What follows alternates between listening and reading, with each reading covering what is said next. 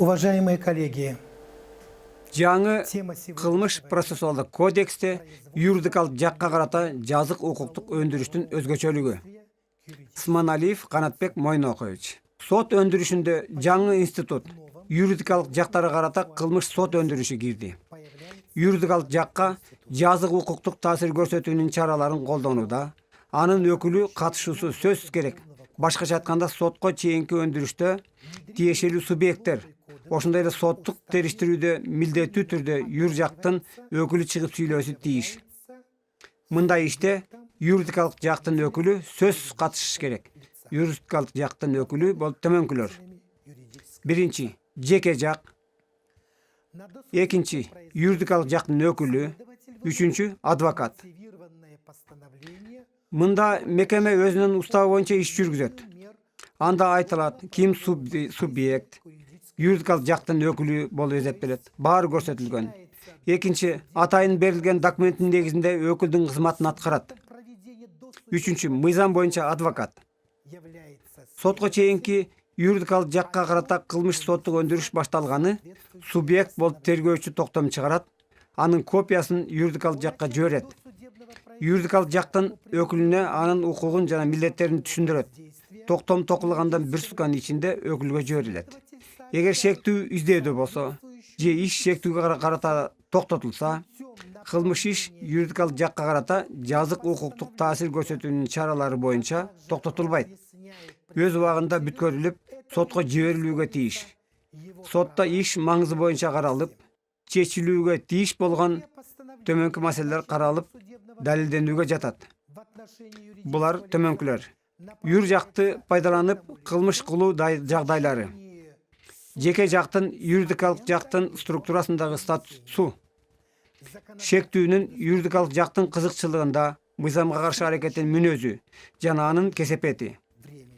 Төртүнчү, кылмыш кылуунун негизинде кетирилген зыяндын мүнөзү жана өзгөчөлүгү, өлчөмү. Бешинчи, юридикалык жактын мыйзамсыз кирешесинин өлчөмү. Сотко чейинки өндүрүш бүткөндөн кийин тергөөчү, айыптоочу токтом токуйт. Ага прокурор кол коет. Копиясын юридикалык жактын өкүлүнө иштин материалдары менен таанышууга жиберет.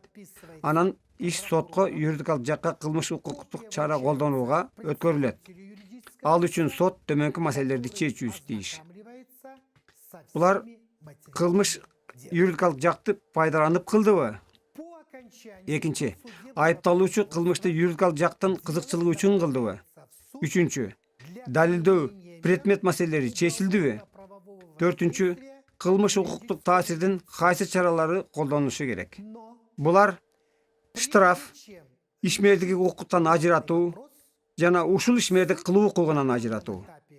Сотто каралган иштин жыйынтыгы боюнча сот айыпталуучуну юридикалык жактын кызыкчылыгында же аны колдонуп кылмыш кылды деп таанып, өкүмдө юридикалык жакка карата жазык укуктук таасир көрсөтүү чараларын колдонуу жөнүндө чечим чыгарат. Белгилеп коюш керек, судья бул кылмыш ишти карап жатып, юридикалык жакка карата жазык укуктук таасир көрсөтүү чараларын колдонуу бөлүгүндө өкүм токуйт. Эгер факт далилденбеди деп тапса, сот юридикалык жакка карата жазык укуктук таасир берүү чараларын колдонууну четке кагат. Эгер айыпталуучуга карата издөөгө байланыштуу иш токтотулса же жабылса, юридикалык жакка карата жазык укуктук таасир көрсөтүү боюнча иш маңызы боюнча каралуусу тийиш. Бул учурда сот юридикалык жакка карата токтом токуйт. Анткени түздөн түз кылмыш кылган айыпталуучу сотто жок. Мында көрүнүп тургандай квази жоопкерчилик туура келип атат. Бул квази жоопкерчилик деген бир эле убакта жеке жак үчүн эркинен ажыратуу, а юридикалык жак үчүн штраф, сертификатты жокко чыгаруу, ишмердик укуктан ажыратуу жана башка. В уголовном судопроизводстве Кыргызской Республики.